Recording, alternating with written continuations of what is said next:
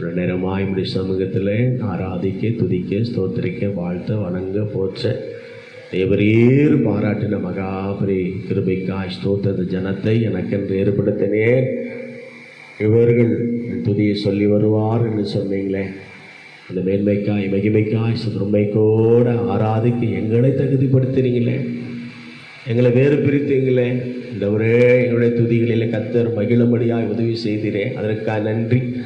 தகுதியில்லாத எங்களை தகுதிப்படுத்தி இப்படி சமூகத்தில் எங்கள் இருதயங்களை ஊற்றவும், இந்தவரே அன்றைக்கு நல்ல பரிமள தைலத்தினுடைய பாதங்களை ஊற்றி தலைமையினாலே துடைத்த இந்த மகளை போல் இப்படி சமூகத்தில் இருதயத்தை ஊற்றி இருக்கிற ஆண்டவரே, கர்த்தருடைய கிருபை எங்களுக்கு இந்த மாதம் முழுவதும் போதுமானதாக இருக்கும்படியாக உம்மை நம்பி காலம் வைத்திருக்கிற ஆண்டவரே, 5வது மாதம் எந்த தனிப்பட்ட நபரை நம்பி அல்லப்பா, உம்மை நம்பி ஆண்டவரே ஸ்தோத்திரம். உம்மை மாத்திரம் நம்பி ஆண்டவரே நீர் நடத்துவீர் ஐயா, எங்களை நடத்துவீர், எங்களை சுமப்பீர், எங்களோட கூட இருப்பீருங்கிற முழு நிச்சயம் உள்ளவர்களாக இந்த மாதத்தை துவங்கி இருக்கிறோம். நீர் எங்களோட கூட வாருடைய வார்த்தையோடு எங்களோடு கூட இடைப்படுங்க.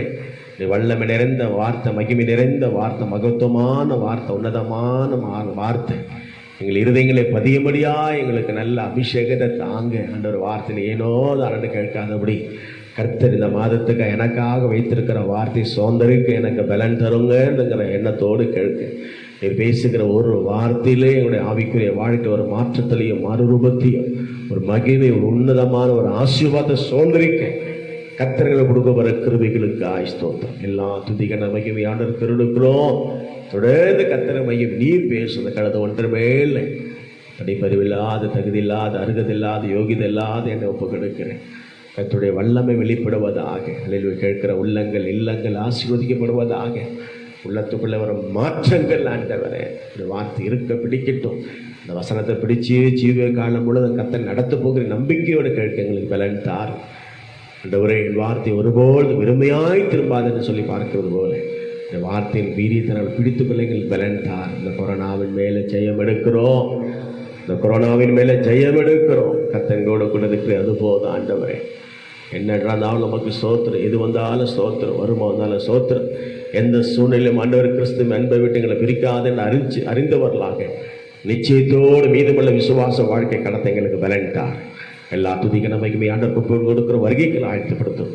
இயேசுவின் ரத்தம் இயேசுவின் நாமத்தில் தாழ்மையோடு ஜெபங்களோடு இருக்கிற அன்பு நல்ல பிதாவே ஆமென். உட்காருங்க. ஆண்டவரும் ரட்சகருமாக இருக்கிற இயேசு கிறிஸ்துவின் நாமத்தினால உங்கள் அனைவரையும் வாழ்த்துகிறேன், வரவேற்றுகிறேன். உங்கள் அனைவரையும் பார்ப்பதில் மிகுந்த சந்தோஷம். ஸ்தோத்திரம் ஸ்தோத்திரம். 5வது மாதத்தின் துவக்கத்தில் ஆண்டவருடைய வார்த்தை பகிர்ந்து கொள்ள கர்த்தர் கொடுத்திருக்கிற கிருபைக்காய் நான் கர்த்தரை ஸ்தோத்திரிக்கிறேன். அல்லேலூயா, அல்லேலூயா, அல்லேலூயா. கர்த்தருடைய நாமம் மகிமைப்படுவதாக. ஸ்தோத்திரம் ஸ்தோத்திரம். என்னோடு கூட வேதத்தை திருப்பிக் கொள்ளுங்க. மத்தேயு 8ஆம் அதிகாரம். மத்தேயு. Praise the Lord. ஸ்தோத்திரம் ஸ்தோத்திரம் ஸ்தோத்திரம். மத்தேயு 8ஆம் அதிகாரம்.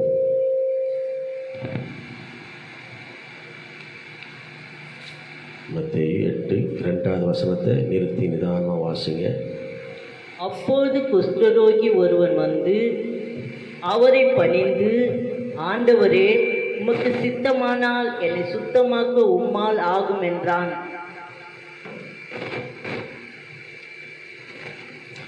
ஆங்காங்கே இருக்கிற விசுவாச பிள்ளைகள் கர்த்தர் இந்த மாதம் நம்ம கொடுத்த அந்த வாக்குத்தத்தமான வார்த்தையின் மேலே உங்களோட வலது கையை வைத்து இதை சுதந்திரிச்சு கொள்ளுங்க. இது தவறாக என்ன வேண்டாம், முழு வேதமே நமக்கு வாக்குத்தத்தம் தான். ஒரு வார்த்தை இந்த மாதம் முழுவதும் நமக்கு அதில் முழுமையாக ஒரு ஈடுபாடு செலுத்தும் பொழுது அந்த வார்த்தை இருக்கிற வல்லமை நம்முடைய வாழ்க்கையில் செயல்படுகிறதா இருக்கும். ஆகவே அதற்காக தான் இந்த வார்த்தையின் அடிப்படையில் இந்த மாதம் முழுவதும் கர்த்தர் நடத்த போகிறார் விசுவாசத்தோடு. இந்த வார்த்தைக்கு சொந்தக்காரன் நான் தான். இது எனக்காகவே கர்த்தர் பிரத்யேகமாய் சொல்லப்பட்ட ஒரு மகிமையான வார்த்தை எடுத்து சுதந்திரித்துக் கொள்ளுகிறேன். இந்த வார்த்தை என்னோடு பேசட்டும், என்னை உணர்த்தட்டும், என்னை உருவாக்கட்டும், என்னை நிற்க பண்ணட்டும். இயேசுவின் ரத்தம் ஜெயம், இயேசுவின் நாமத்தில் பிதாவே, ஆமென். அல்லேலூயா. அப்பொழுது குஷ்டரோகி ஒருவன் வந்து அவரை பணிந்து கொண்டு, ஆண்டவரே, உமக்கு சித்தமானால் என்னை சுத்தமாக்க உம்மால் ஆகும் என்றான். அவ்வளோ அழகான வார்த்தை. ஒரு குஷ்டரோகி வாழ்க்கையில் ஏற்பட்ட ஒரு மாற்றம், ஒரு கிளர்ச்சி, ஒரு விதமான ஒரு அங்கலாய்ப்பு. அவன் ஒரு வாழ்க்கை யோசிக்க ஆரம்பிச்சிட்டான். போதும், நான் பிறந்த நாள் முழுக்க இது வரைக்கும் குஷ்டரோகியாக இருந்தது போதும். இது வரைக்கும் அவரை காணலை, பார்க்கலை, உணரலை, யோசிக்கலை, சிந்திக்கலை. நான் எப்பொழுது ஒரு வார்த்தைகளை கேட்டனோ, அறிஞ்சனோ, புரிஞ்சுக்கொண்டனோ, ஆகவே அவரால் என்னை சுகப்படுத்த முடியுங்கிற உணர்வோடு அந்த வார்த்தை உணர்ந்து அவனை ஆண்டவர் ஏற்கனவே கேட்கல, என்னப்பா அவனுக்கு குஷ்டரோகமா, இப்படி இருக்கிற, அப்படி இருக்கிற, எத்தனை வருஷங்கிறது ஒன்றுமே கேட்கல. அதுக்கு முடிந்த காரியங்கள் வேதத்தில் இல்லை. நான் அவரை பார்த்தவனே ஒரு வார்த்தை சொல்கிறான், அப்பொழுது குஷ்டரோகி. இந்த 7ஆம் அதிகாரத்தில் வாசிட்டு வந்தீங்கன்னா நிறைய காரியங்கள், மல்ல பிரசங்கத்தில் நிறைய மாற்றங்கள். எல்லா விசுவாச பிள்ளைகளுக்கும், அவரை நம்புகிற பிள்ளைகளுக்கும், அவர் விசுவாசிக்கிற பிள்ளைகளுக்கும் ஆவிக்குரிய வாழ்வாதாரத்தை அழகாக ஆண்டவராக இயேசு கிறிஸ்து பொதித்தேவர். திடீர்னு இந்த குஷ்டரோகி ஆண்டவருடைய ஊழியத்தில் நடையில் கிராஸ் பண்ணுறான். திடீர் அவன் வர தகாதவன், பார்க்க தகாதவன், கிட்ட வர அருகதை அற்றவன். அவன் குஷ்டரோகி, அவன் ஒரு குஷ்டரோகி. வேதத்தில் எவ்வளோ பேர் குஷ்டரோகி ஆந்திருக்கிறான். பழைய ஏற்பாட்டில் ஒரு 4 குஷ்டரோகி, புதிய ஏற்பாட்டில் ஆண்டவராக இயேசு கிறிஸ்து 10 குஷ்டரோகிகளை சுகப்படுத்தினார். சீமோன் வீட்டில் கர்த்தர் பந்திருந்தார்னு பார்க்குறோம். பார்த்தா அவனுடைய பேக்ரவுண்டை பார்த்தா அவனும் ஒன்ஸ் அப்பான டைம் குஷ்டரோகியாக இருந்தான் என்று வேதம் வாசிக்குது. வேதத்தில் வாசிக்கிறோம். நாகமான் குஷ்டரோகியாக இருந்தான், மோசே கூட குஷ்டரோகியாக இருந்த வேதத்தில் வாசிக்கிறோம். இவ்வளோ குஷ்டரோகிகள் பழைய ஏற்பாட்டில் இருந்திருக்கிறார்கள். ஆனால் இந்த மனிதனுடைய வாழ்க்கையில் பாருங்கள், ஒரு வித்தியாசம். ஆண்டவராக இயேசு கிறிஸ்துடைய வார்த்தையில் நான் இதுக்கு ஒரு தலைப்பு வச்சேன், இயேசுவின் போதனைகளை கிட்ட கேட்டவங்க தூரம் போயிட்டாங்க. இயேசு கிறிஸ்துனுடைய போதனைகளை எப்படி கேட்டவங்க சொல்லுங்க? கிட்ட கேட்டவங்க என்ன பண்ணாங்க? தூரம் போயிட்டாங்க. ஆனால் தூரம் கேட்டவன் எங்கே வந்துட்டான்? கிட்ட வந்துட்டான். இதான் அதோடைய தலைப்பு. இயேசு கிறிஸ்துடைய டீச்சிங், அவருடைய சத்தியத்தை, அவருடைய போதனை, அவர் பிதாவை குறித்து, தன்னை குறித்து செய்த எல்லா காரியத்தை கேட்க கேட்க கேட்க கிட்ட வர வேண்டிய ஆட்கள் எல்லாம் தூரம் போயிட்டான். ஆனால் கடைக்கோடியில் தன்னுடைய சரீரத்தின் அவலட்சண நிமித்தமாக வாழ்நாள் முழுவதும் என்னைக்கு குஷ்டரோகம் வாழ்க்கையில் வந்துச்சோ, ஒருவேளை 10 கிலோமீட்டருக்கு தனியாக ஆள் நடமாட்டம் இல்லைன்னா அவன் உண்டா வேலை உண்டுன்னு இருக்கலாம். ஆனால் அவன் பிச்சை எடுக்கிறதுக்காக ஊருக்குள்ளே வருவானா அவனுடைய வாய்ஸ் எல்லாம் என்னவா திறக்குமா? நான் குஷ்டரோகி, நான் தீட்டுப்பட்டவன், நான் குஷ்டரோகி. 2 வார்த்தைக்கு மேலே வேறு ஒன்றும் பேச தேவையில்லை. ஆட்டோமேட்டிக்காக பிச்சை பருவம் போட்டுக்கிட்டே இருப்பான். எனக்கு பிச்சை போடுங்க, நான் குஷ்டரோகி சொல்லக்கூடாது, நான் குஷ்டரோகி, நான் தீட்டுப்பட்டவன். அப்போ எல்லாம் அவனை விட்டு விலகி போயிடுவாங்க. பைசா யாரும் கிட்ட போட மாட்டாங்க, சுண்டி விடுவாங்க. அப்படி தூரம் இருக்க வேண்டியவன் ஆண்டுடைய வார்த்தை கேட்டவனை கிட்ட வந்து ஆண்டவரை பார்த்து சொல்கிறான், அப்பொழுது குஷ்டரோகி ஒருவன் வந்து அவரை பண்ணி. ஆங்கிலத்தில் பார்த்தா வர்ஷிப் ஹிம். அவன் என்ன பண்ணான்? கர்த்தரை ஆராதித்தான். குஷ்டரோகம் போனதுக்கப்புறம் ஆராதிக்கல, குஷ்டரோகம் இருக்கும் பொழுதே கர்த்தரை ஆராதிக்கிறார். எதை சொல்லுது? தம்மிடத்தில் வந்த ஒருவரையும் அவர் என்ன பண்ணுறதில்லை, புறம்பே தள்ளுகிறதில்லை. நல்லா புரிஞ்சுக்குங்க. இன்றைக்கி இந்த மாதத்துக்கு இதுக்கு எனக்கு என்னையா சம்பந்தம் இருக்குது? ஒரு குஷ்டரோகிக்குள்ள அப்படி ஒரு விசுவாசம், நம்பிக்கை வாழ்க்கையில் இருக்கமானா நம்ம கூட ஆண்டோடைய சமூகத்தில் எனக்கு அநேக டிசிஷன் நம்மளை அலக்கழிக்குது. நம்முடைய உள்ளான சரீரத்தில் நிறைய பலவீனங்கள், ஆவிக்குரிய பலவீனம் இருக்குது, சரீர பிரகார பலவீனங்கள் இருக்குது. எல்லாத்துக்கும் ஒரே தீர்வு, ஆண்டவருடைய சமூகத்தில் நம்முடைய லைஃப்பை ஒப்பு கொடுத்துடணும். ஆண்டவரே, ஒரே வார்த்தை, அவரை பணிந்து கொண்டு, ஆண்டவரே உமக்கு சித்தமானால் என்ன பண்ணுங்க, சுத்தமாக்க உம்மால் என்ன பண்ணும். நான் ரெடி, ஐ ஆம் ரெடி. அதாவது 100% இல்லை, 110% I am ready. So will be done என்ற மாதிரி உங்களுடைய சித்தம் தான் என் வாழ்க்கையில் நடக்கணும். நான் ரெடி. அங்கே கேட்குற தண்ணி இருக்கிற தடை என்ன, நீ விசுவாசத்தா என்ன கிடையாது, தடை இல்லைங்கிறமே. அப்போ நான் விசுவாசிக்கிற உடனே கந்தைக்காம வந்துட்டு அங்கே பிலிப்பு மூலியமாக ஞானசன் எடுக்க, அதே போல தான் இங்கே ஆண்டவராக இயேசு கிறிஸ்து கிட்ட வந்து நான் ரெடி.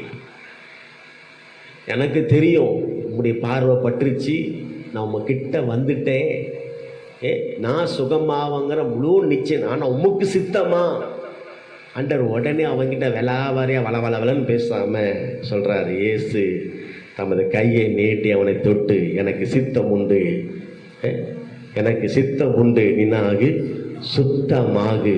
உடனே குஷ்டரோகம் நீங்கி அவன் என்னானா சுத்தமானவர். அல்லேலூயா சொல்லுங்க. காலகாலமாக பாளையத்துக்கு வெளியே இருந்தவன், கிழிஞ்சு போன வஸ்திரத்தில் இருந்தவன், எப்ரேயனாக இருந்தாலும் யூதனாக இருந்தாலும் கிரேக்கனாக இருந்தாலும் தலைப்பாக கட்டியிருக்கணும். ஒரு மனுஷன் முண்டாசு கட்டலைன்னா ஏதோ ஒரு விலகினும்னு அர்த்தம். உன் தலையில் என் தலையில் ஒரு கிரீடம் இருக்குனாங்க, அபிஷேகம் இல்லைனா நீ நானும் வெறுமனான ஆட்கள். அப்போ இவன் தலையில் ஒன்றும் கிடையாது. தலையில் துணி போட்டான்னா சராசரி ஆளாகிடுவான். தலை மேலே துணி இருக்கணும், அந்த தலையை வந்து மூக்கில் வச்சுருக்கணும், மூஞ்சை முடிக்கிட்டு. இவன் குஷ்டரோகி, தீட்டப்பட்டவன், அதுதான் கத்தணும், தலை தெரியணும். அப்போவே ஜனங்க புரிஞ்சுப்பாங்க. ஒருவேளை காது கேட்காதவங்க, புரியாதவங்க, தெரியாதவங்க இருப்பான், சம்திங் ஏதோ ஒரு டிசிஷன் அவங்கள இருக்குது. ஆக அவங்க நம்ம கேர்ஃபுல்லாக, அதான் அவனுடைய அங்கே அடையாளம். அப்போ ஏற்பட வஸ்திரம் கிழிச்சவனா, வஸ்திரத்தை நல்ல வஸ்திரம் உடுத்தக்கூடாது. அவன் குஷ்டரோகிங்கிறதுக்கு முழு ஆதாரம் என்னென்னா வஸ்திரம் கிழிஞ்சிருக்கணும், தலை மேலே துணி இருக்கக்கூடாது, மூஞ்ச மூடி இருக்கு. நீங்கள் மாசு போடுறோமே அந்த மாதிரி மாசு போட்டிருக்கணும். அது மாத்திரமல்ல, அவன் சொந்த வாயை திறந்து நான் குஷ்டரோகி, நான் என்ன பட்டவன், தீட்டுப்பட்டவன், என்னை விட்டு தள்ளிடுங்கன்னு சொல்லி அவன் வாயால் சொல்லணும். அந்த சத்தம் நம்ம காலில் கேட்டு நல்லா இருக்க வெளியே போனால் தான் அந்த நாட்கள் இருந்த ஒரு சடங்காச்சா. ஆனால் அப்படிப்பட்ட நிலைமையில் இருந்தவன் ஆண்டுடைய சமூகத்தில் கிட்ட வந்து எது சொல்லுது, அவர் மலையில் இருந்து இறங்கின பொழுது திரளான ஜனங்கள் அவருக்கு பின் சென்றார்கள். ஆனால் இவன் முன்னாடி வந்து ஆண்டுடைய சமூகத்தில். அப்பொழுது கிறிஸ்துவரைக்கு ஒருவன் வந்து அவரை பணிந்து, ஆண்டவரே உமக்கு சித்தமானால் என்ன பண்ணுங்க, சுத்தமாக்க உம்மால் ஆகும், ஆராதிக்கிறான். ஆங்கில பைபிளில் வர்ஷிப். இன்னைக்கு ஆராதனை எப்படி இருக்குது தெரியுமா? சுகம் கொடுத்தா, பலம் கொடுத்தா, ஜீவனு கொடுத்தா, ஆயுசு கொடுத்தா, அரிசி கொடுத்தா, பருப்பு கொடுத்தா, சேல்ரி கொடுத்தா, நல்லா கம்ஃபர்டபுளாக பெல்சிபிளாக எல்லாம் 5 மட்டும் அறுதுன்னு சொல்லுவாங்கள்ல, அந்த மாதிரி இருந்தாக்கா உம்மை போல நல்ல தெய்வம் யாரோ இல்லையே.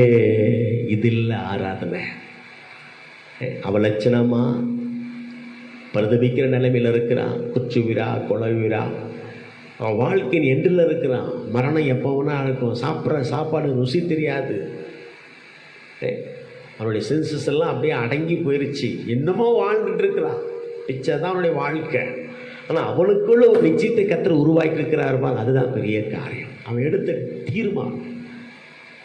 ஸோ மெனி டிசிஷன் அவன் வாழ்க்கையில் இருந்தாலும் கூட டிசிஷன் எடுத்தான் பாருங்க. இதுக்கு அதுக்குள்ள வித்தியாசம் தான். ஒரு தீர்மானம் எடுத்து உடனே முன்னாடி வந்து சொல்கிறான் பாருங்க,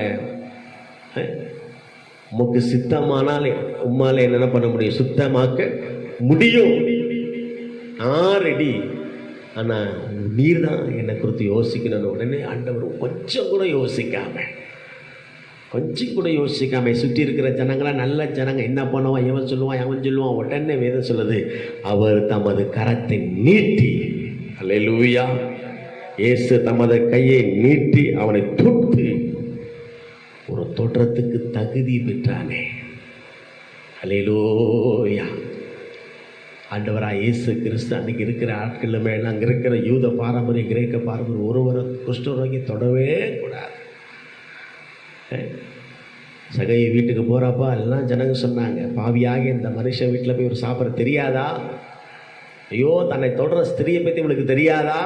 இவர் உண்மையிலே மேலேருந்து வந்தவர் தானே, இவர் தானே மேசியாவை? இல்லை, எங்களுக்கு சந்தேகமாக இருக்குது.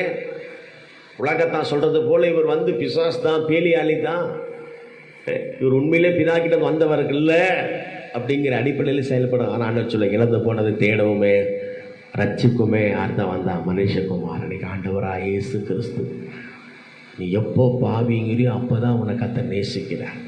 ஒரு கன்ஃபஸ், நான் குஷ்டரோகின்னு உணர்ந்தான் பாருங்க. என்னையும் ஒருவரால் குணப்படுத்த முடியுங்கிற ஒரு கான்ஃபிடென்ட்டுக்கு உள்ள தன்னை இன்வால்வ் பண்ணாம பாருங்க, அங்கே தான் அவன் ஜெயிச்சான். இன்னைக்கு அன்னைக்குடைய பலகீனத்தை வெளியே சொல்ல முடியாமல் கர்த்தர் பார்த்துக்குவார், கர்த்தரை பார்த்துக்குவார். அவருக்கு மறைவானது ஒன்றுமில்லை, அவருக்கு முன்பாக எல்லாம் வெளிரங்கமாக இருக்குன்னு சொல்லி இப்படியே மேல் பூசியாக பூசிக்கிட்டு இருக்கு. அப்படி இல்லை. தாவீது 51ஆம் சங்கீதத்தில், என் தாய், நான் பாவத்தில் கர்ப்பம் தரிக்கப்பட்டேன், நான் எதில் உருவானேன்? துர்குணத்தில் உருவானேன். என் தாய் என்னை பாவத்தில் கர்ப்பம் தரித்தார். நான் உடைய குமாரன் சொல்லப்படுறது நான் என்ன கிடையாது, பாத்திரம் கிடையாது, என்னுடைய வேலைக்காரன் ஒருவனாக எடுத்துக்கொள்ளுங்கிற உண்மையான கன்ஃபஸ் இன்னைக்கு வேணும் நம்முடைய வாழ்க்கையில். பாவியாக என்மேல் கிருபையாய் இருந்து சொன்னதுனால தான் கர்த்தர் அந்த இடத்துல அற்புதம் நடந்ததை பாருங்க. குஷ்டரோகி என்பதை உணரணும். முதல்ல நான் அறியாதவன், தெரியாதவன், புரியாதவன், பலகீனமானவன், நான் உலகத்தால் ஜனத்தால் நான் தள்ளி இருக்க வேண்டிய தீட்டுப்பட்டவன், நான் குஷ்டரோகி, முண்டாஸ் கட்டாதவன், வஸ்திரம் கிழிஞ்சவன், நான் ஒதுக்கப்பட்ட பாளையத்துக்கு புறமாக இருக்கிறவன். ஆனால் சத்தியத்தை கேட்டிருக்கிறேன். எவ்வளோ பேர் கிட்ட இருந்திருக்கிறாங்க, ஒருவரும் அவங்ககிட்ட ஆண்டவருடைய சமூகத்தில் வந்து யாரும் முட்டி போய் ஜெபம் பண்ணிக்கின்னு தான் தெரியல. அப்படியே ஊர்வலம் போல போயிட்டு இருக்கிறாங்க. ஆனால் எங்கேயோ இருந்த ஓடி வந்து தெய்வ சமூகத்தில், நமக்கு சித்தம் உண்டு, என்னை என்ன பண்ணுங்க, சித்தமானால் என்ன பண்ணுங்க, ஐ வாண்ட் கிளீன், நான் சுத்தமாகணும் ஆண்டவரே, நான் சுத்தமாகணும் ஆண்டவரே. பழைய ஏற்பாடுலாம் வாசிக்கிறோம், இருதயத்தை அல்ல, வஸ்திரத்தை அல்ல, இருதயத்தை கிழித்தவர்களாக.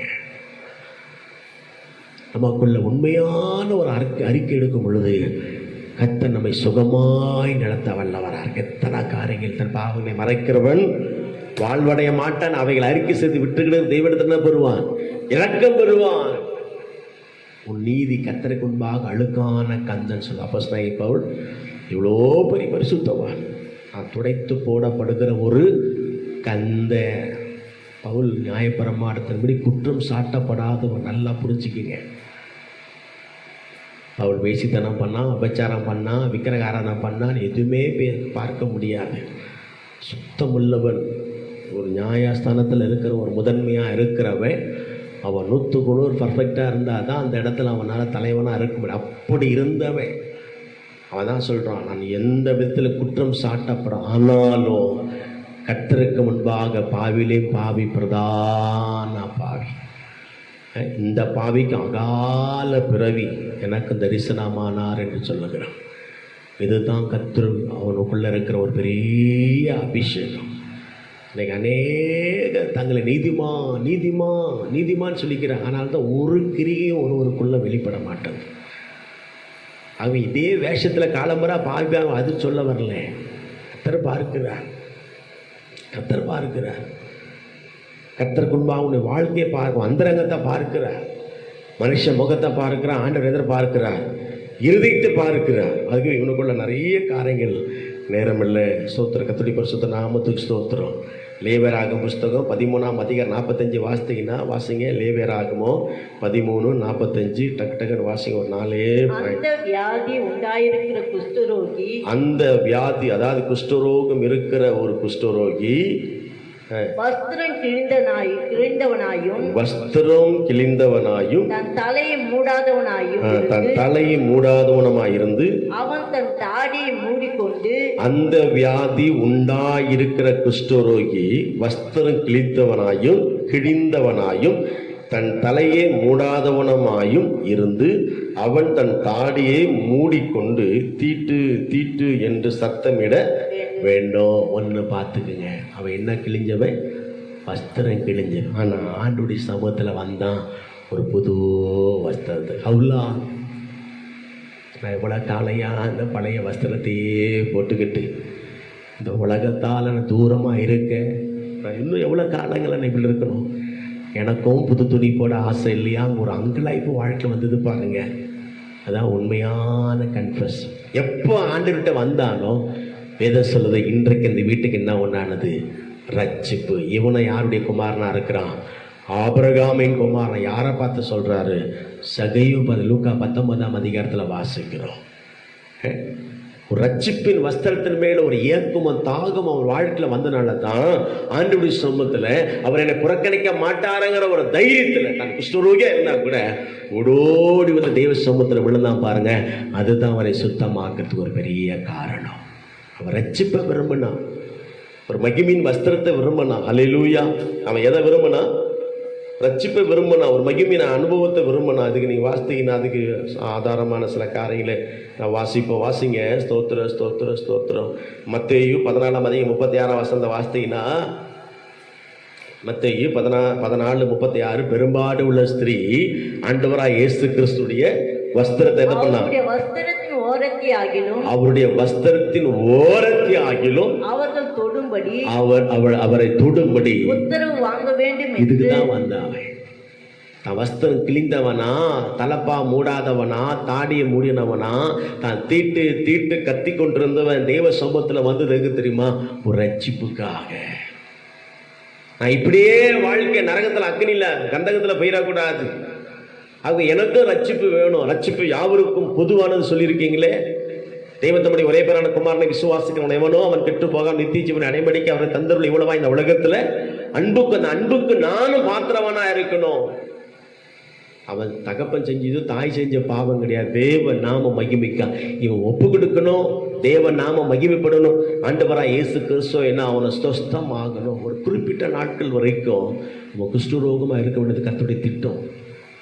அப்படி இப்படி வந்ததுனால தான் அவன் குணமானான். இது தேவனுடைய அனாதி திட்டம். இவன் செஞ்ச பாவமா, முத்து செஞ்ச பாவமெல்லாம் அப்புறம் கிடையாது. இவன் திடீர்னு வருகிறான். கர்த்தர் அவனுக்குள்ள இருக்கிற எதிர்பார்ப்பை பார்க்கிறான். ஏன்னா வஸ்திரம் மாறணும். இப்படி அந்த பெரும்பாடு உள்ள ஒரு ஸ்திரீ தெய்வ சமூகத்தில் வந்து தன் வஸ்திரம் ஓரத்தை தொட்டாளாகின்னு சொன்னது போல, மார்க் 6ஆம் அதிகாரம் 56ஆம் வசனம் வாசித்தீங்கன்னா, யோவேல் 2:13 வாசித்தீங்கன்னா, ஸ்தோத்திர ஸ்தோத்திர, யோவேல் 2:13 இருக்குன்னு சொன்னேன். வஸ்திரத்தை அல்ல, இருதயத்தை கிழித்தும்படியாக.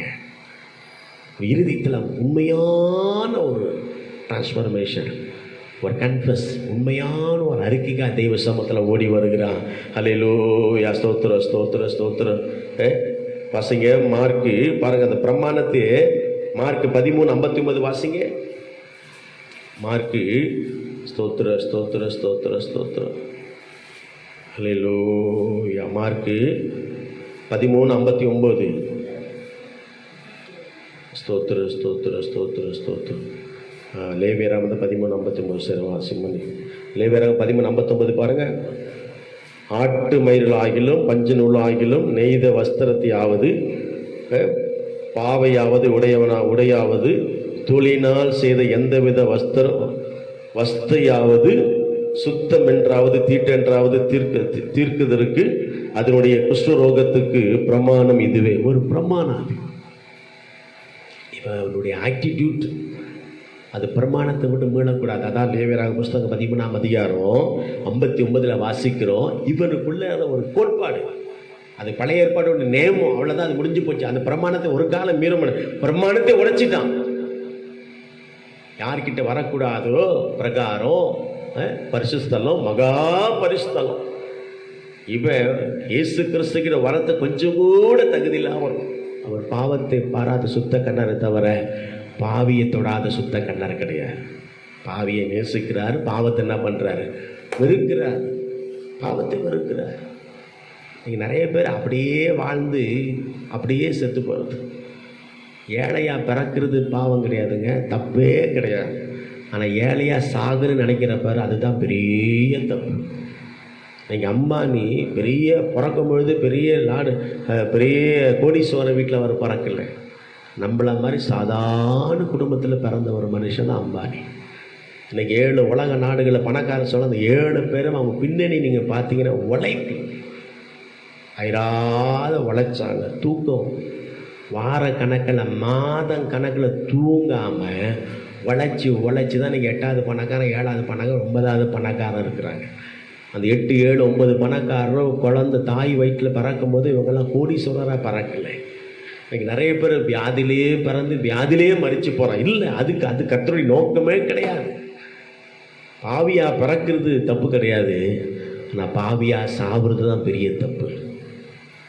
குஷ்டரோகியா பிறந்தான், ஆனால் குஷ்டரோகியா மறிக்கணும்னு நாம் ஆசைப்படலை. தேவ சமூகத்தில் ஓடி வராம பாருங்க, அதுதான் அங்கே இருக்கிறது. தன்னுடைய வஸ்திரம் மாறணும். அவ்வளோ நான் கிஞ்ச வஸ்திரத்தோட எத்தனை காலம் இப்படியே நான் ஜீவனம் பண்ண. எனக்குன்னு ஒரு வஸ்திரம் இருக்கு, ரட்சிப்பின் வஸ்திரம். அந்த ரட்சிப்பின் வஸ்திரம் தான் ஆண்டவராக இயேசு கிறிஸ்து என்ன பண்ணியிருக்கிறாரு, வந்திருக்கிறார். உன்னத பாட்டில் வாசிக்கிற 4ஆம் அதிகாரம் 11ஆம் வசனத்தில், உன்னத பாட்டு 4:11 வாசிக்கிறோம். என்ன வாசிக்கிறோம்? வாசிக்க சோத்திர சோத்திர சோத்திரம். மார்க் 21, என் மனவாளியே உன் உதடுகளிலிருந்து தேன் ஒழுகுகிறது, உன் உதடுகளிலிருந்து தேன் ஒழுகுகிறது, உன் நாவின் கீழ் தேனும், உன் நாவின் கீழ் தேனும் பாலும் இருக்கிறது, பாலும் இருக்கிறது, வஸ்திரங்களின் வாசனை, உன் வஸ்திரங்களில் வாசனை. அல்லேலூயா. நம்முடைய வஸ்திரத்தில் கர்த்தர் எதை விரும்புகிறாரு? ஸ்மெல் பண்ண விரும்புகிறார். ஸ்மெல் பண்ண விரும்புகிறார். அந்த மணவாட்டி எப்படி ஒரு வஸ்திரம் தரித்திருப்பார், ஆனாலும் மணவாள அந்த வஸ்திரத்துக்கு மயங்கி இருப்பார். யோசித்து பாருங்க, உதட்டில் வர தேன் இருந்தாலும் அந்த வஸ்திரத்துக்குன்னு ஒரு என்ன இருக்குது, ஒரு தகுதி இருக்குது, ஒரு எஃபெக்ட் இருக்குதுங்க, ஒரு மகிமை இருக்குது. அதனால தான் அது ஃபேஷன் ஷோ நடத்துகிறாங்க. வஸ்திரத்தை போட்டு சரீரத்தை அழகுபடுத்துகிறாங்க. இந்த மணவாட்டிக்குன்னு ஒரு அழகு இருக்குது, ரட்சிப்பின் வஸ்திரம்.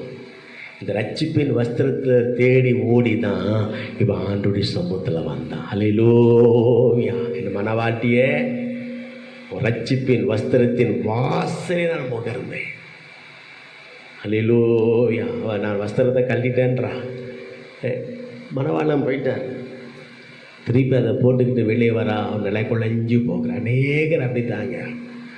கொஞ்சத்தில் நம்ம ரட்சிப்பை இழந்து போகிறோம், அபிஷேகத்தை இழந்து போகிறோம், தேவ அழைப்பு இழந்து போகிறோம்.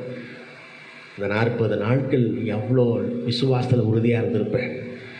அந்த 40 நாள் கேலண்டர் கணக்கு பண்ணி எத்தனை நாட்கள் தூங்கியே கழிச்சிருப்பேன், எத்தனை நாட்கள் சும்மாவே உட்காந்து கழிச்சிருப்பேன்.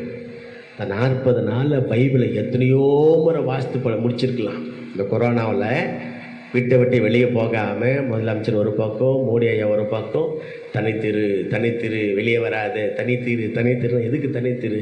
இந்த தனித்திருக்கிறத ஜபத்துலேயும் ரட்சிப்புலேயும் அபிஷேகத்துலேயும் வேத வாசிப்புலேயும் நீங்கள் வளர்ந்துருந்தீங்கன்னா இன்றைக்கி உங்களை விட திருசி யாரும் கிடையாது. நீங்கள் தான் ஜபபதி. நேரம் கிடைக்கிறப்பெல்லாம் தேவ சமூகத்தில் முழங்கால் படிட்டு ஆராதனை பண்ணியிருந்தீங்கன்னா கர்த்தர் நான் செய்ய போகிறத தாசனுக்கு மறைப்பேனோ, நீங்கள் சபைக்கு நீங்கள் பொக்கிஷங்களாய் மாறிடுவீங்க. கர்த்தர் உங்களை ஆசீர்வதிப்பாராக. நம்ம எவ்வளோ கர்த்தருக்குள்ள இன்னைக்கு இந்த நாட்கள் நம்ம செலவழிச்சிருக்கிறோம். கர்த்தர் அதை பார்க்கிறார். வஸ்திரத்தின் வாசனை கர்த்தர் முகரும்படியே விரும்புகிறார். அவன் அதை யோசித்தான், சிந்திச்சான். அதனால தான் தெய்வ சமூகத்தில் என்ன பண்ணிட்டான், ஓடி வந்துட்டான். அல்லேலூயா. எங்கேயோ இருந்த கழுதை, நாங்கள் எங்கேயோ இருந்த கழுதை. மத்தேயு 21:7 வாசிக்கிறோம், மார்க்கு 11:7 வாசிக்கிறோம், லூக்கா 19:35 வாசிக்கிறோம். கட்டப்பட்டிருந்த கழுதை, அது வரைக்கும் வஸ்திரமே வாடையே விரும்பாத காகிதம் தின்ற கழுதிக்கு வந்த மேன்மை இயேசு கிறிஸ்து அதன் மேலே பவனி போறாருன்னு சொன்னவொடனே வேதம் சொல்லுது, ஜனங்க புது வஸ்திரத்தை எது மேலே போட்டாங்களாம், அந்த கழுதை நடக்கிறதுக்கு கழுதை பள்ளம் மேடு காடு மேடில் நடந்து இது வரைக்கும் பழகாத ஒரு கழுதை முறை ஆண்டவர் பவனி போனவுடனே அதை நடக்கிறது பாருங்கள். ஆண்டவர் எவ்வளோ அழகாக அதுக்கு கோண அளவையில் கத்தனாக்குறாரு, செவ்வையாக்குறார். உன் பாதைகள் நெய்யாய் பொழியட்டும். உனக்கு உள்ள ரட்சிப்பின் அனுபவம் ரொம்ப அவசியம். இந்த குஷ்டரோகம் போல அது அப்பாற்பட்ட பிரச்சனை. ஆனால் ஓடியறான் பாருங்க, வஸ்திரம் கிழிஞ்சவன், தலப்பா கட்டாதவன், தாடியை மூடனவன், தீட்டுன்னு கத்தன வந்தவன் தெய்வ சமூகத்தில் வந்து நோக்கமே இதுதான், ரட்சிப்பை விரும்பி வந்தான். அதுக்கப்புறம் பார்த்தீங்கன்னா இன்னொரு காரியம், கர்த்தருடைய பரிசுத்த நாமத்துக்கு அதே லேவியராகமம் புஸ்தகம் 14ஆம் அதிகாரம் 1 14 வாசித்தீங்கன்னா 14ஆம் வசனத்தை வாசிங்க, கடைசி வசனத்தை வாசித்தீங்க. லேவியராகமம் 14ஆம் அதிகாரம் 1 14 14 வசனம் மாத்திரம் வாசிங்க. ஸ்தோத்திரம். அந்த குற்ற நிவாரண பலி ரத்தத்தில் ஆசாரியன் கொஞ்சம் எடுத்து சுத்திகரிக்கப்படுகிறவன் காதின் மடலிலும் அவன் வலது கையின் பெருவிரலிலும் வலது காலின் பெருவிரலிலும் பூசக்கடவன். ஸ்தோத்திரம் ஸ்தோத்திரம். 14 பாருங்க. 14 நான் வாசிக்கிறேன். ஸ்தோத்திரம். அந்த குற்ற நிவாரண பலியின் இரத்தத்தில் ஆசாரியன் கொஞ்சம் எடுத்து சுத்திகரிக்கப்படுகிறவன் வலது காதின் மடலிலும் அவன் வலது கையில் பெருவிரலிலும் வலது காலில் பெருவெளியில் என்ன பண்ணவன் பூசக்கடை. எதுக்கு பூசணுன்னா அவன் சுத்திகரிக்கப்படணும். ஒரு குஷ்டரோகி சுத்தம் ஆயிட்டான்னா அவன் என்ன பண்ணணுங்க? சுத்திகரிக்கப்படணும். அவன் சுத்திகரிக்கப்பட்டான்னு மோசைக்கு தன்னை வெளிப்படுத்தணும். அப்போ தான் அவன் தேவனுடைய ஆலயத்தில் வர முடியும், ஆசரிப்பு கூடாரத்தில் வர முடியும், பிரவேசிக்க முடியும், கர்த்தரை நோக்கி பார்ப்பதான் பலி செலுத்த முடியும். இப்போ இந்த அடிப்படையில் ஒவ்வொரு மனுஷனுடைய சுத்திகரிப்பு அவசியமாக இருக்குது. இவன் குஷ்டரோகி, 10 குஷ்டரோகி வந்தாங்க, ஆண்டவருடைய சமூகத்தில் சுகம் பெற்றாங்க. முதல்ல ஆண்டவர் சொல்கிறார், உங்களை போய் யாருக்கு காண்பீங்க? ஆசாரியனுக்கு காண்பீங்க. இயேசு கிறிஸ்து குஷ்டரோகி சுகப்படுத்தணும் மோசே கிடையாது. நீங்கள் உங்களை போய் எது காட்டுங்க? ஆசாரியன் காட்டுங்க. நான் சுத்தமாயிட்டே சொல்லுங்க. பாளையத்துக்கு புறமாக இருந்து உள்ளே வந்துட்டேன், நாங்களும் சராசரி மனிதர்களாய் மாறி போயிட்டோம். அப்படின்னா உங்கள் வாழ்க்கை சுத்திகரிக்கப்படணும். அநேகருடைய வாழ்க்கை சுத்திகரிக்கப்படலை, ஒப்பு கொடுக்கப்படலை. திருப்பி சொன்ன பாவங்களை மறைக்கிற வாழ்வடை. எந்த பாவம் வந்தாலும் அறிக்கையில் தான் அதுக்கு விமோச்சனமாக இருக்குது. எந்த பாவம் எப்பேறு பாவமானாலும் மன்னிப்பு, பாவ மன்னிப்பின் நிச்சயத்தை நம்ம ஒருவரும் பெற்றுக்கொள்ள வேண்டும். அப்போ தான் நம்முடைய வாழ்க்கை உண்மையாக ஒரு கிளாரிஃபிகேஷனுக்குள்ளே வரும். உண்மையான சுத்திகரிப்பாங்க தான் வருது. சுத்திகரிக்கப்படாத தன் பாவங்களை மூடுகிறவன் என்ன பண்ண மாட்டான்? வாழ்வே மூட மூட மூட அக்கிரமம் பெருகும், நரகாக்கில தான் வரும்.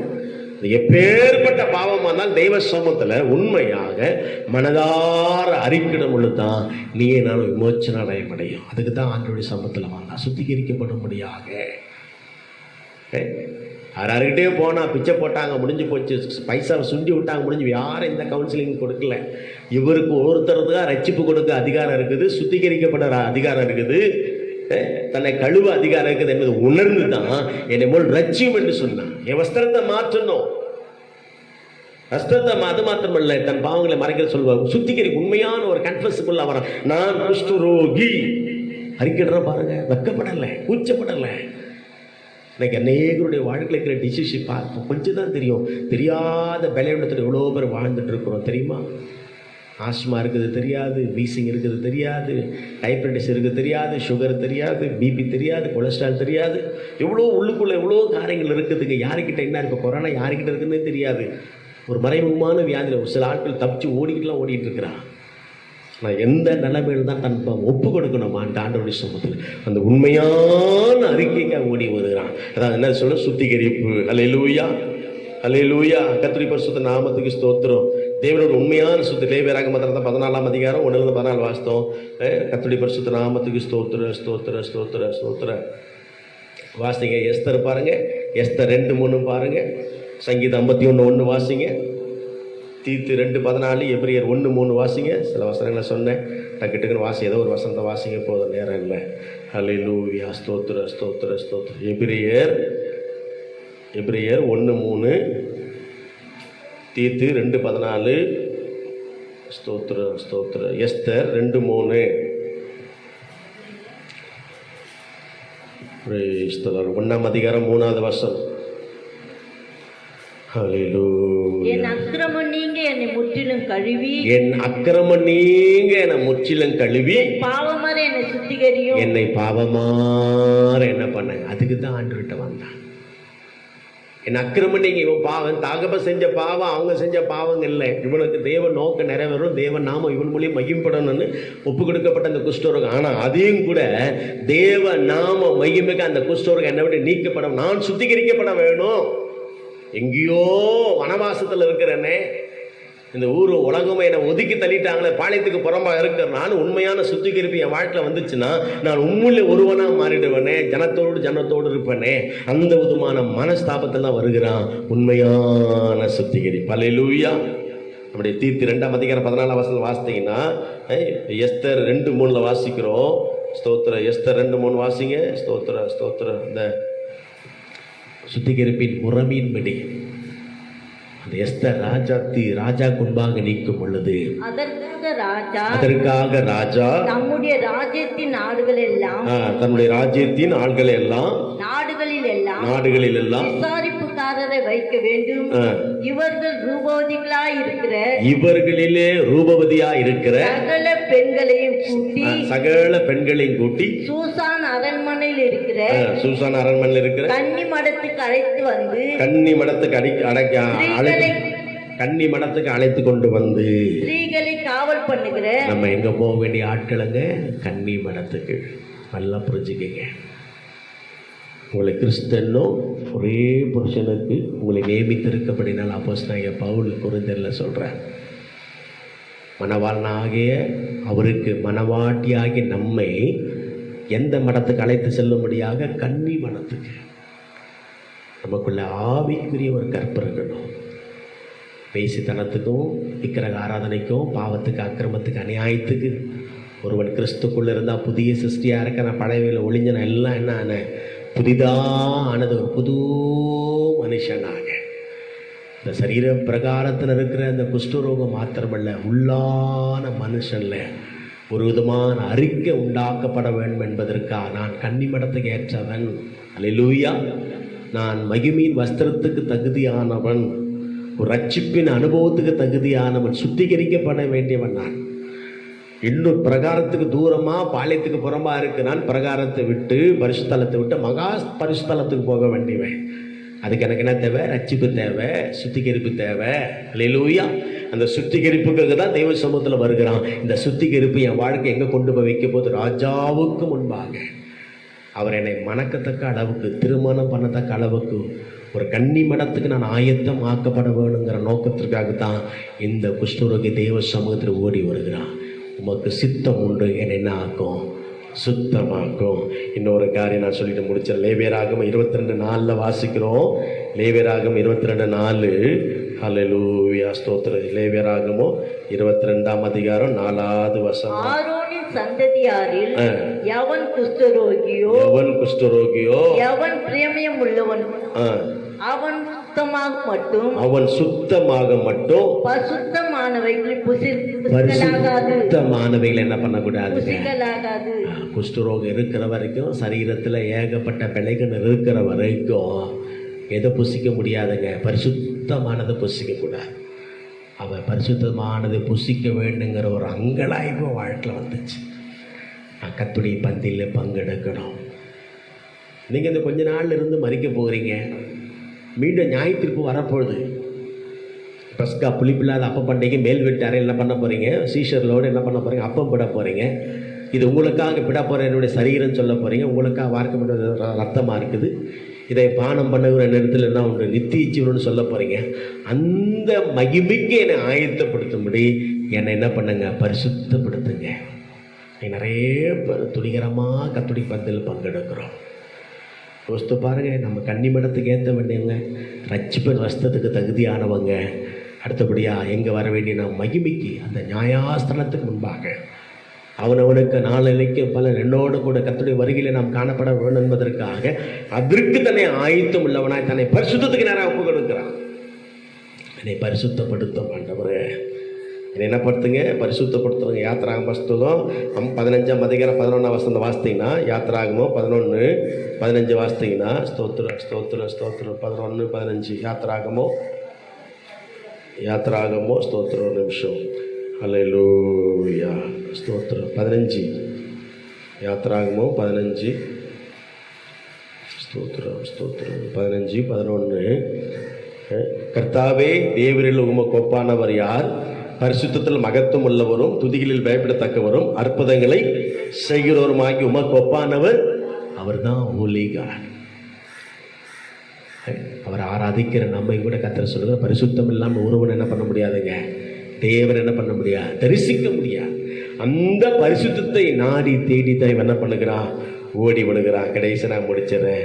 கர்த்தருடைய பரிசுத்த நாமத்துக்கு புஸ்தகம், தேவனுடைய எண்ணாகம புஸ்தகம் 5ஆம் அதிகாரம் 2:4. எண்ணாகமத்தின் புஸ்தகம் 5ஆம் அதிகாரம். நிறுத்தி நிதானமாக வாசிங்க. எண்ணாகமம் இல்லை, நானே குஷ்டரோகிகள் உள்ளவர்கள் யாவரையும் சபத்தினால் தீட்டுப்பட்டவருக்கு என்னாகமத்தின் புஸ்தகம் 5ஆம் அதிகாரம் 2ஆம் வசனம். ஸ்தோத்திரம். யாவரையும் பாளையத்திலிருந்து விலக்கி விட இஸ்ரவேல் புத்திரருக்கு கட்டளையிடு. குஷ்டரோகிகள் யாவரையும், பிரமியம் உள்ளவனும் யாவரையும், சவத்தினால தீட்டுப்பட்டவர்கள் யாவரையும் பாளையத்திலிருந்து விலக்கி விட. பாளையத்திலிருந்து விலகுனா தூரம் இருக்கணும். தூரம். அடிக்கடி அப்ப ஆரம்பத்தில் சொல்லிட்டு வரேன், பாளையத்துக்கு வெளியே இருந்தவன் அவன் தேவனுடைய வீட்டை குறித்து பக்தி வைராக்க எப்படி ஆண்டவராக இயேசு கிறிஸ்து பச்சிதுன்னு சொல்லி புறாவுக்கு அவளை கவிழ்த்து போட்டாங்க பார்க்கிறோமோ, அந்த வீட்டின் மேலே ஒரு தாகம் உள்ளவனாக தெய்வ சமூகத்தில் வந்து கேட்கிறான், ஆண்டவரே உமக்கு சித்தமானால் என்ன பண்ணுங்க, சுத்தமாக வரலிலே சொல்லுங்க. இந்த 4 விதமான தாக்கத்தோடு தான் ஒன்று ரட்சிப்புக்காக ஓடி வருகிறான், ஒன்று அறிக்கைக்காய் ஓடி வருகிறான், ஒன்று எதுக்கு வருகிறான், பரிசுத்தத்துக்காய் ஓடி வருகிறான், இன்னொன்று தேவனுடைய வீட்டில் வாசம் பண்ண முடியாது வருகிறான். ஒன்னே ஒரு வாசனையா ஏசையா 61ஆம் அதிகாரம் 10ஆம் வசனம் வாசிங்க. ஏசையா 61:10 பாருங்க. ஸ்தோத்திரம். 3வது காரியத்துக்கு ஒரு வசனத்தை மறந்துட்டேன். 61ஆம் அதிகாரம். கர்த்தருக்குள் பூரிப்பாய் மகிழ்கிறேன், கர்த்தருக்குள்ள நான் பூரிப்பாய் மகிழ்கிறேன், தேவனுக்குள் என் ஆத்துமா களி கூறுகிறது. என் தேவனுக்குள்ள என் ஆத்துமா என்ன பண்ணுகிறதுங்க, களி கூறுகிறது. மணவாளன் ஆபரணங்களினாலும் தன்னை அலங்கரித்துக் கொள்கிறார், தன்னை அலங்கரித்துக் கொள்ளுகிறார்களோ. மணவாட்டி நகையினால். ஏசாயா 61:10 வாசிங்க. கர்த்தருக்குள் பூரிப்பாய் மகிழ்கிறேன், கர்த்தருக்குள்ள நான் பூரிப்பாய் மகிழ்கிறேன், தேவனுக்குள் என் ஆத்துமா களி கூறுகிறது. என் தேவனுக்குள் எனக்கு சொல்ல, அவர் ரட்சிப்பின் வஸ்திரங்களை எனக்கு உடுத்தி நீதியின் சால்வை எனக்கு என்ன பண்ணாரு, தந்தார் தரித்தார். அவர் போட்டு விடுறார். இந்த அங்கலாய்ப்புக்கு தான் தெய்வ சமூகத்தில் ஓடி வருகிறான். உணர்ந்தவன். இந்த 7ஆம் அதிகாரத்தில் கர்த்தர் கொடுக்கறதெல்லாம் ஹை லெவல் டீச்சிங். இது நிறைய பேருக்கு புரியாது, கிட்ட இருந்தவனுக்கு புரியல. ஆனால் தூரமாக இருக்க புரிஞ்சவனுக்கு ஓடி வந்த தெய்வ சமூகத்தில் தன்னை தாழ்த்துக்கிறான். எனக்கு ரட்சிப்பு வேணும், எனக்கு சுத்திகரிப்பு வேணும், எனக்கு பரிசுத்தம் வேணும். அடுத்தபடி அவன் கேட்கறதுனா, நான் உம்முடைய வீட்டில் என்ன பண்ண, நான் வாசம் பண்ணணும். மார்க்கு 14:3 வாசிக்கிறோம். மார்க்கு 14:3 வாசிங்க.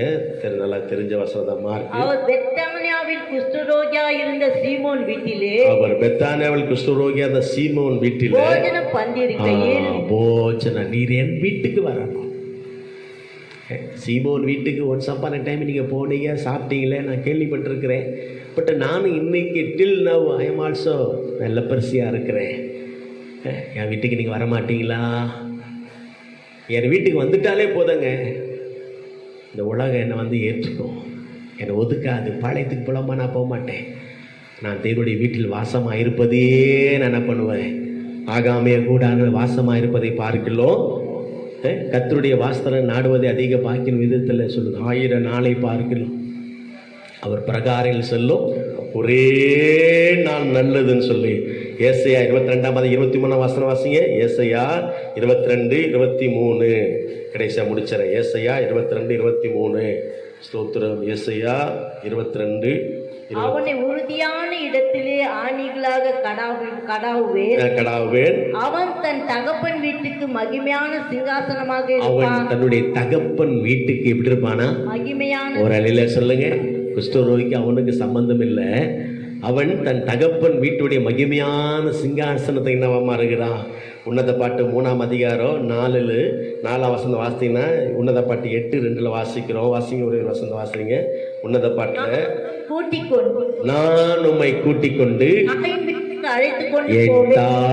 இப்ப நீர் எனக்கு இடம் கொடுத்துட்டேன்னு வச்சுங்களேன். இயேசுவே, அப்படி உள்ளத்துல எனக்கு இடம் கொடுத்துட்டீங்கன்னா ஒண்ணு நான் சொல்லுவேன், நான் உம்மை எங்க கொண்டு போவேன், நேரா நான் என் தாயின் வீட்டுக்கு கொண்டு போவேன். அவன் தாய் வீடு இல்லைங்க, அவனுக்கு ஒரு வீடு கிடையாது. நீர் எனக்கு இடம் கொடுத்த நான் உங்களுக்கு இடம் கொடுக்குறேங்க அடிப்படையில். ஏன்னா அந்த உலகம் என்ன வெறுத்துச்சே, நான் எங்கேயோ இருக்கிற வனவாசத்தில் இருக்கிறேன். பிச்சை எடுக்கிறதுக்கு தான் 10 பேருக்கு முன்னாடி வந்து நிற்பேனே தவிர என்னால் ஜனங்க கூட்டத்தோடு என்னால் வாழ முடியாது. ஒதுக்கப்பட்டவன், தள்ளப்பட்டவன், புறம்பாக்கப்பட்டவன். என்னுடைய வாழ்க்கை சீர்பட நான் உம்முடைய வீட்டில், நான் கர்த்தருடைய வீட்டிலே நீடித்த நாளுக்கு என்ன பண்ணணும்? நிலைத்திருக்கணும். தாவி சொல்லுகிறான் நிலைத்திருப்பேன்னு சொல்கிறான். இவன் சொல்கிறான் நிலைத்திருக்கணும்ப்பா, எனக்கு வீட்டு வாசல் எல்லாம் நீர் தான் கற்றோர் நிலை கத்தர் விடுதலையாக்கி அவருடைய பெருமூச்சு கத்தர் கேட்கிறார். அல்லேலூயா. கத்தருடைய நாமம் மையப்படும். ஆகவே இந்த குஷ்டரோகி ஆண்டோடைய சமூகத்தில் கேட்டது தான் கேட்குறான். ரட்சிப்பை கேட்குறான், சுத்திகரிப்பை கேட்குறான், பரிசுத்தத்தை கேட்குறான். நான் நம்முடைய வீட்டில் என்ன பண்ணணுங்க? வாசம் பண்ணணும். இதன் அடிப்படையில் தான் உமக்கு சித்தமானால் என்ன பண்ணணுங்க? எனக்கு சுத்தமாகும். இந்த வார்த்தை அவன் சொன்ன உணர்ந்துட்டார். ஒரு மனிதனை அவர் முகத்தை பார்க்கிறவர்ல இருதயத்தை பார்க்கிறவர். அவன் தூரமாக வரும் பொழுது அவங்களாய்ப்பெல்லாம் இவனுக்கு ரட்சிப்பு தேவை, எனக்கு ஒரு புது வஸ்திரம் தேவை, இவன் வாழ்க்கை சுத்திகரிக்கப்படணும், இவன் வாழ்க்கை பரிசுத்தமாக்கப்படணும், இவன் என்னுடைய வீட்டில் வாசம் பண்ண வேண்டியவன், இவன் எங்கேயோ இருக்கிறான். கல்லர் கையில் இருந்தவனை வஸ்திரம் தரித்தவனா ஆண்டுடைய பாதத்தில் உட்கார்ந்திருந்தான் என்று விதத்தில் வாசிக்கிறோம். லேகியோன் பிசாசு பிடிச்சவன், கத்திரிடத்தில் வந்த ஒருவர் இதுவரைக்கும் புறமே தள்ளாதவர். உன் வாழ்க்கை ஆண்டவருக்குள்ளாக ஒப்புக்கிட்ட உண்மையான ஒரு கன்ஃபஸ், உண்மையான சுத்திகரிப்பு, உண்மையான பரிசுத்தம், உண்மையான அறிக்கை என்னைக்கு வாழ்க்கையில் இருக்குது அன்றைக்கே தேவ ஆண்டவருடைய சித்தம் வாழ்க்கையில் நிறைவேறும். இன்றைக்கி சித்தத்துக்கு தூரமாக இருக்கிறது காரணம் என்ன தெரியுமா? உன் வாழ்க்கை சரியான சுத்தாங்கப்படலை, அறிக்கை இல்லை, பரிசுத்தம் இல்லை, ரட்சிப்பு இல்லை, அறிக்கை இல்லை, பரிசுத்தம் இல்லை, தேவன் வீட்டுக்குண்டான வைராக்கியம் வாழ்க்கையில் இல்லை. நான் கர்த்தருடைய வீட்டை நீடித்த நிலைத்திருக்கணும், அந்த மகிமைக்குண்டான நித்தியானந்த வாழ்க்கைக்கு நான் ஆயத்தமாகணும். இது நமக்கு நிரந்தரம் இல்லை. இந்த உலக எனக்கு நிரந்தரம் இல்லை. என் பிதான் வீட்டில் அநேக வாசல் உண்டு அப்படின்லாம் சொல்லியிருப்பேன். நான் உங்களுக்காக ஒரு ஸ்தலத்தை ஆயத்தம் பண்ண பின்பு நான் வந்து உங்களை என்னிடத்தில் சேர்த்துக்கணும். அந்த நம்பிக்கை வாழ்க்கையினால தான் ஆண்டவருடைய சித்தத்துக்கு நீ நான் தூரமாக இருக்கிற. கண்களை மூடுங்க. ஆண்டவர், இந்த குஷ்டரோகி எந்த நம்பி உங்களிடத்தில் வந்தால் எனக்கு, ஆனால் இன்னைக்கு ஒரு கண்களில் தெளிவு உண்டாயிடுச்சு. இருதயத்தில் நான் மாறப்பட்ட குத்துண்டவனாக இருக்கிறேன். உண்மையான ஒரு கன்ஃபஸ், ஒரு சுத்திகரிப்பின் ஜீவியம், ரட்சிப்பின் அனுபவங்கள் என் வாழ்க்கையை தாரும். வஸ்திரம் கிழிந்தவனா ஒரு புது வஸ்திரத்தை, ரட்சிப்பின் ஏசையில் வஸ்திரம், ரட்சிப்பின் வஸ்திரத்தை அவனுக்கு உடுத்துகிறார், தரிக்கிறார் என்று பார்க்கிறோம். என் வாழ்க்கை சுத்தாங்கமாய் மாறணும். ஆண்டவரே, உங்கள் சித்தத்துக்கு நான் மாறா எங்கெங்கோ ஓடிட்டு இருக்கிறேன். உங்களுடைய சித்தமாக தன் வாழ்க்கை நடக்கணும். ஆண்டவரே, எங்களை தாழ்த்துகிறோம், எங்களை தாழ்த்துகிறோம். மகா பரிசுத்தமோ கிருபை நிறைந்த நன்மை தகப்பன் நல்ல வெள்ளைக்காமை துதிக்கிறோம். 5ஆம் மாதத்தின் துவக்கத்தில் நம்முடைய சமூகத்தில் விழுந்து கிடக்க தேவன் பாராட்ட கிருபைகளுக்காய், எங்களுக்காய் விடப்பட்ட இந்த மென்மையான சத்தியங்களுக்காய் ஸ்தோத்திரம். நம்முடைய சித்தத்துக்கு நாங்கள் மாறாயில் அந்த சித்தத்துக்கு அடிப்படைகளை எங்களை தாழ்த்துகிறோம். வருகைக்கு ஆயத்தப்படுத்தும். இந்த வார்த்தை கேட்டிருக்கிற இருதயங்கள், உள்ளங்கள் ஆசீர்வதிக்கப்படுவதாக. இந்த பிள்ளைகள் மேலுடைய கிருபை ஊற்றப்பட நான் ஜெபிக்கிறேன்.